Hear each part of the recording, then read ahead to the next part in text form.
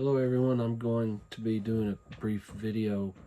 discussing the book by Aaron Shalev called American Zion, the Old Testament as a Political Text from the Revolution to the Civil War.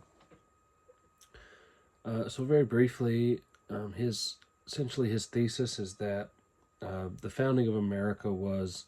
an ideological synthesis between classical Republican thought and the way that the founders of America viewed classical republicanism and the Greco-Roman world in such a favorable light, and synthesized that with Old Testament characters such as Gideon, who were held up as sort of the ideal or an ideal of the Republican hero, the farmer general who worships God and works on his land, but believes in sort of a decentralized authority given to God. And so this idea of republicanism in the story of Gideon is something that the American founders attached onto, along with, Roman characters such as Cincinnatus, who was famously emulated and looked up to by George Washington. And so you see in the early founding, according to Shalev,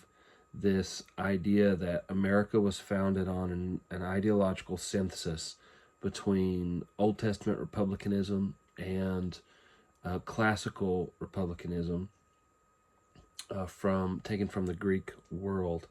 And this isn't really all that new of a thesis. It's been around for a long time. And discussing it briefly, we can see, for example, in the work by Michael Winship called Godly Republicanism, Puritans, Pilgrims, and a City on a Hill, that this idea was specifically English in nature, something that was very distinct to the English people, going as far back as Queen Elizabeth, who believed that the Protestant English represented a new Israel or a pure Israel, not quite in the same vein of radical sects who would later claim British Israelism and that sort of thing, but more in the sense of being Protestant and loyal to the Bible, and comparing the British ideal to what was presented also in the Old Testament as an example of faithfulness and genuine political influence over people, coming from God and enforcing righteousness in the land. And of course, this was carried on by the Puritans later on, and we could see that in the article by K. Allen Snyder called Foundations of Liberty, the Christian Republicanism of Timothy Dwight and Jedediah Morse. And these were Puritan men who believed that the faithful Christian witness or faithful preachers of the Old Testament, of the Word of God, should also involve themselves in politics. And they got a lot of these ideas also from the Old Testament. And again, going back to historically in England, we know that King James II, notoriously Catholic king after the Restoration, was worried about Protestants in the North and the Scots-Irish, specifically the Ulster Scots Presbyterians, who also took their political ideas and their anti-monarchical views, the Republican views from the Old Testament. And so you see this thread going all the way through from Elizabethan England all the way through the English Civil War and Cromwellian England and the struggles between Parliament and the monarch there,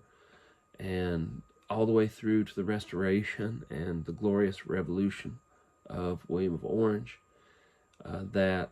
this idea, this struggle between republicanism and monarchy, of representative government and the divine right of kings. And you see this idea pop up again in the American colonies in the Revolutionary era, as people like George Washington looked toward the Greek ideal of men, or the Roman ideal of men like Cincinnatus, and evangelicals and Protestants in the American colonies continued to draw influence from the Old Testament,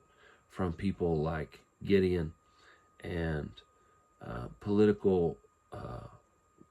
warrior, citizen farmers of the Old Testament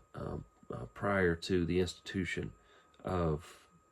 the monarchy under King Saul.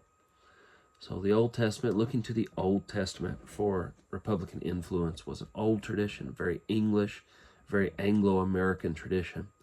So it's not a surprise that it popped up during the Revolution in America and continued to be a very strong ideal in the American psyche for centuries